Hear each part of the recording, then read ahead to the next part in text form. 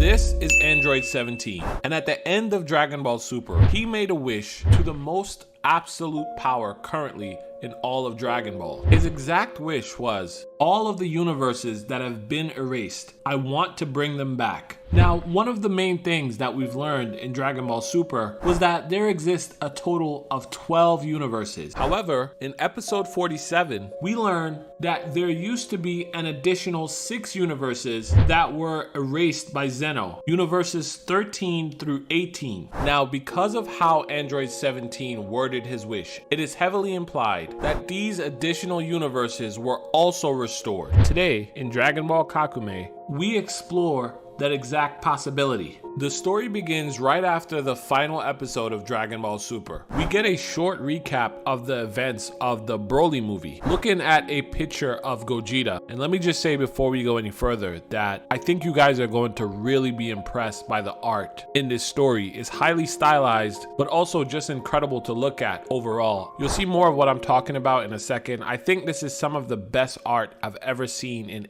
any manga. And you guys could tell me if you agree in the comments. But let's keep going. Staring at this picture of Gogeta and a collage of various iconic fights behind him, we get the text saying, among all the fighters the Z Warriors have faced during their odyssey, a formidable new Saiyan had appeared. Goku and Vegeta struggled to beat this mighty foe. On the next page, we find out who this foe was. It says, these two ended up united their power in order to put down the monster they were facing. Of course, that monster is none other than Broly. We then revisit the final scene of the Broly movie, where Goku tells Broly, you can call me Kakarot. We get some additional text saying, all right, and I need to calm down because I know it's coming and I can feel myself already getting a little bit hyped. So let's just get through this. It's good. It's all good. Anyway, the text reads, Goku's pure mind led him to see the goodness within the legendary warrior's soul. Broly was then indebted towards Goku, and an inconceivable friendship was born.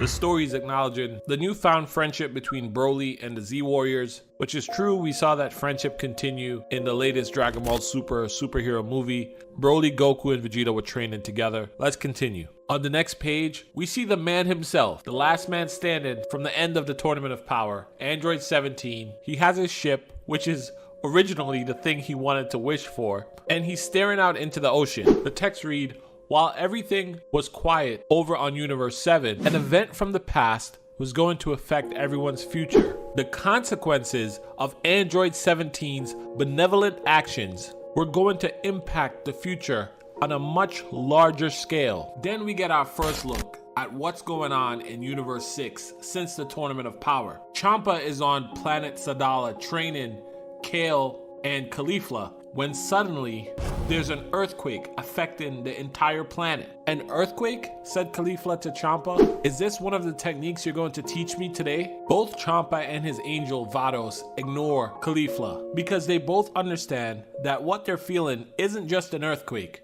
It's the after effect of Lord Beerus' power. To himself, Champa says, why is Beerus in this universe? We then flash over to Universe 11, where the God of Destruction, Belmod, is having a meeting on his planet with the God of Destruction in training, Topo. When on the next page, something similar happens. There is a tremor throughout their entire planet.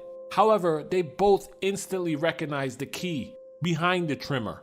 It belongs to none other than Goku. Belmod's angel says, oh, it's as if they're really close to us. Back in Universe 7, on Earth, we see a city being ripped apart by what feels like a tornado. Krillin is struggling to keep things together as he powers up and catches a flying bus. He gently places the bus on the floor and yells to the passengers, don't panic, get out of the bus one by one. In the panel below, we see all the passengers struggling against the high-powered winds of the tornado of the storm. As Krillin says to himself, Goku, don't you feel like your frenzied quest for power is getting too far?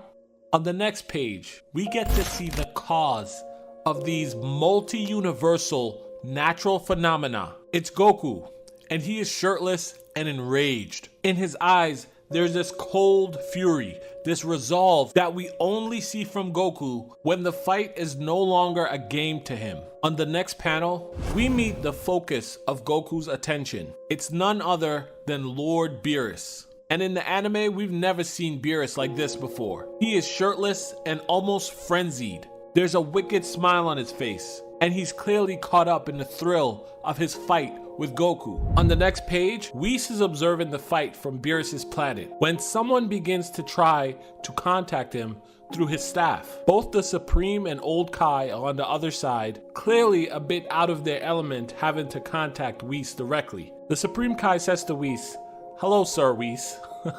I'm deeply sorry, but the universe is shaken. Moreover, I feel Son Goku and Lord Beerus auras going berserk. May I ask for an explanation on what's currently happening?" With a smirk, Whis looks at Shin.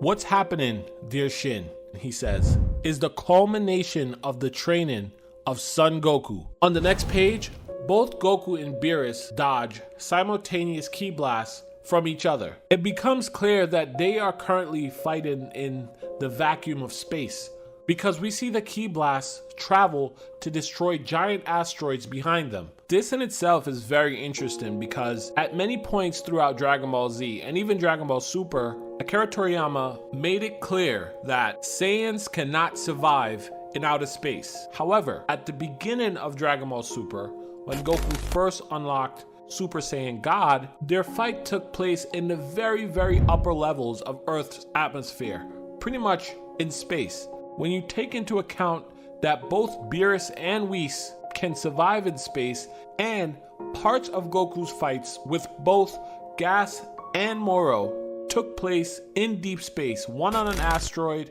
and another one well out of the bounds of the atmosphere of New Planet Namek. It isn't too far-fetched to believe that mastery of God Ki can somehow keep you alive while in the vacuum of space. But let's keep going. Goku and Beerus clash with an attack that seemed like it was aimed for decapitation. They both appear to barely dodge each other's attack, causing their arms to intertwine. Now here's something that's crazy, and this is a testament to the level of fight that's happening here. Even though this close range attack missed, the shot below shows that the shockwaves it created still decimated all the nearby asteroids. The fight continues with Goku powering up and throwing a powerful right hand at Beerus, an attack that Beerus easily dodges, blitzing Goku and delivering a kick to the back of his neck. The kick clearly did solid damage to Goku.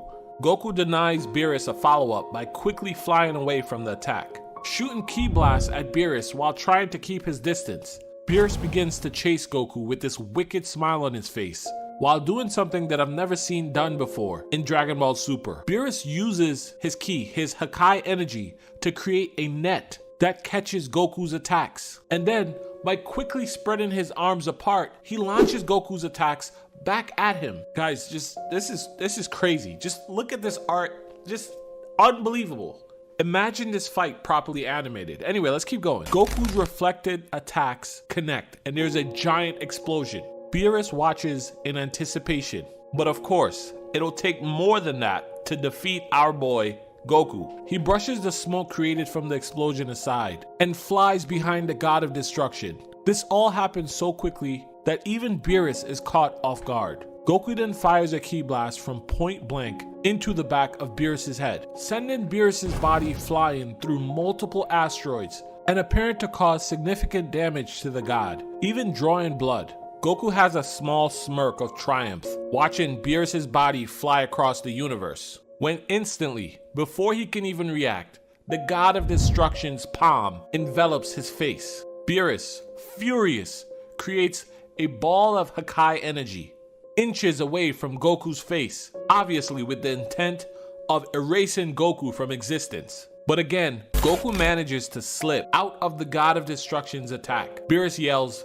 "Stop running away, Saiyan. It doesn't suit you." On a nearby planet, an animal is getting ready to take a drink of water when suddenly the two appear, clashing right behind where the animal stood and then instantly disappearing. I mean, this is a bit of comedy, but before the animal's senses could catch up to what just happened, everything around it is gone, including the water that it was just getting ready to drink, and all the fur on its body. Anyway, Goku, still desperately trying to escape Beerus, flies away again with a manic, almost deranged look, yelling, "Come here, son Goku." Let me just say, This expression and this way of fighting seems to fit the little we know about Beerus perfectly. I mean, Dragon Ball Super starts with him seeking the thrill of battle, so it all makes sense. And seeing it to this extent really gets me curious about Beerus's full backstory. Why is he so in love with battle? Anyway, let's keep going. Beerus finally catches up with Goku, grabbing his right ankle, and then, with what I can only describe as maximum force, Beerus tosses Goku's body, sending it flying across the universe. The sheer speed and intensity of Beerus's toss causes Goku to cough up blood, smashing into asteroids, and eventually entering the atmosphere to an inhabited planet. And bear with me because the planet name is a bit silly, but it's planet Taco Taco. We then get a shot of the planet's surface and the people who live there. The people are an interesting design, almost like ancient Namekians, and they are in what appears to be a marketplace, with architecture different than anything we'd see on Earth. One young member of this race noticed Goku's body and aura plummeting towards them. Goku crashes into the planet. The force of his impact destroys the alien market and does enough internal damage for Goku to cough up blood. The young member of this alien race that we saw earlier rushes to the center of the crater, where he sees Goku's damaged body barely on the verge of consciousness. In the next panel, and just take a second and look at this art, it's so beautiful. In the next panel, Lord Beerus has arrived, and he is in space above the planet, creating a ball of Hakai energy. We all know what Beerus is gonna do here. What happens next is a pretty cool scene. Goku senses Beerus and pretty much wills himself back to consciousness. He sits up staring into the sky at Beerus's energy, then turns and yells to the young alien, "Get out of here!" With a wicked smile, Beerus stares down at Goku. However, Goku musters his strength, staring back, and flies out of the planet's atmosphere. To himself, he thinks, "Why are you putting an entire species in danger, Lord Beerus?" And then he notices it. The young alien from earlier attached himself to Goku's leg. But there's no time for Goku to react. Beerus's giant attack is ready, and he tosses it at Goku. Goku lands on the planet's moon, between Beerus's attack and the planet. Without enough time to react, the attack envelops Goku, completely dwarfing and shattering the asteroid he stood on. Back on Beerus's planet, the Oracle Fish says to Whis, to keep on the fight for so long against Lord Beerus, the Earthling really is astonishing. Whis responds, "They left 30 minutes ago already." And then the Oracle Fish collapses. Guys, the fight between Beerus and Goku is really cool, but we are getting ready to get into the meat of this story, which is the return of the universes. Anyway, let's continue. Whis says, after witnessing Beerus's attack, "I have a bad feeling. Should I join them?" The half-sleeping Oracle Fish starts mumbling, "We'll act up on our own ending, universes, consequences." Whis looks at him, shocked, saying to himself, might it somehow be linked to their current fight? Back on Earth, Hercule says to himself, the earthquake just stopped. Apparently they're all waiting for Goku to return. Chi-Chi and Videl are preparing food as Hercule is looking after Pan and introducing her to Majin Buu. Chi-Chi says, Goku better hurry up. Close by, Gohan and Piccolo are paying attention to Goku's fight. Piccolo says to Gohan, "It seems your father has come to terms with his training and will be returning soon." Gohan, looking at a bird in the sky, reaches for it and says, "I'll get back to my own training. We never know what might happen." Piccolo responds, "Glad to hear, but what about your studies, Gohan?" Gohan responds with a thumbs up, "I'll find a compromise, Piccolo." On a distant planet, we get to see what Vegeta is up to. He's training with weights on his arms and legs. He says to himself, "Damn it, I'm stagnating. All these trainings are becoming totally useless." Back to the fight between Beerus and Goku. We're greeted by one of the most shocking images I've ever seen in any Dragon Ball story. Goku's back is heavily damaged. Most of his skin burnt away, revealing his muscle below. The moon that Goku stood on has been reduced to a human-sized rock below his feet. Goku says to Beerus without looking at him, "Lord Beerus, without my help, a whole civilization would have been gone, extinguished by your hand." Beerus laughs and responds, "Guess I'm just doing my job as God of Destruction." Goku then looks down and says, "Don't worry, kid. Everything's gonna be alright." A few seconds later, Goku collapses, revealing the alien child. With a smug look and his arms folded, Beerus says, "Never has a mortal offered me such a fight. Even among gods, rare are those who force me to use such power." Beerus finishes his speech by saying, "However, warrior, you've reached your limits." At the same time, Whis shows up. And what follows is one of the coolest sequences I've ever seen in Dragon Ball. Goku enters this dreamlike state where he remembers all the Z Warriors, Gohan, Krillin, Tien, Yamcha, Piccolo, Vegeta. Even Master Roshi's sister, Baba, is there. And she says, "Wake up, Goku." In the next panel, Goku is standing. He's in this new state, very similar to Ultra Instinct Omen. His first priority is the alien child next to him. He grabs the child and is instantly back on the planet. Then he turns his attention to Lord Beerus. The God of Destruction stares at Goku, amazed that he's able to get back up and continue the fight. Goku then flies past Lord Beerus towards a nearby asteroid the size of a small moon. Grabbing the moon and supporting it with his ki, Goku then enters this trance-like state where he closes his eyes and using his ki begins to pull other asteroids towards their position. Goku then begins to form these asteroids, some of which look to be the size of planets. So let's just call them celestial bodies. Goku begins to form these celestial bodies into a dragon-shaped attack. He's literally using planets to create this attack, aimed at Beerus. He also doesn't seem to care that Whis is in the crosshair. Goku is extremely focused, and then the moment before he launches his attack, an extremely imposing paw or hand rests itself on Goku's shoulder. It's a transformed Beerus with 3 Hakai diamonds on his chest. He says, "Be proud, son Goku. I can barely remember the last time I combined these 2 powers." Beerus looks crazy. Anyway, Goku teleports right behind Beerus and begins to set up what looks like a Kamehameha. Beerus says, "Useless. You're as fast as a turtle to me now." It's as if Goku didn't hear him, because Goku begins his attack. And let me just say, if the phrase godly Kamehameha could be described as an image, it would be the image on your screen right now. Goku is getting ready to unleash a Kamehameha unlike any we've ever seen. Giant hands envelop him. His entire body is glowing. Seeing this, Whis says, "Whoa, they really are pushing it." Ultra Instinct combined to his destructive form. Lord Beerus recognizes Goku as a powerful warrior. Beerus is excited. He says, "Just when my body was getting rusty." Meanwhile, Goku has the look of a focused demon.